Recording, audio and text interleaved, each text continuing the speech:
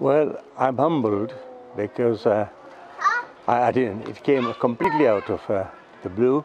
Um, I'm very happy that I have received it because I started off my career as a lawyer in Swansea, but very poverty-stricken.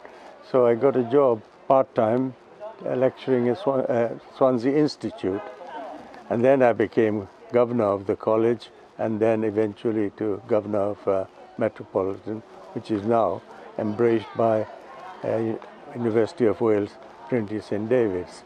And what I was very impressed is that the diversity of students from all communities, all races, religion, culture, and also, more importantly, the teaching faculty having similar diversity. And that is something which obviously was not available to us in the 60s and 70s and 80s. And I hope that these students will be the ambassadors, role models, to ensuring that we can all live side by side, respecting one another's religion, culture, and at the same time living together and creating a very cohesive society in Swansea, in Wales, and beyond.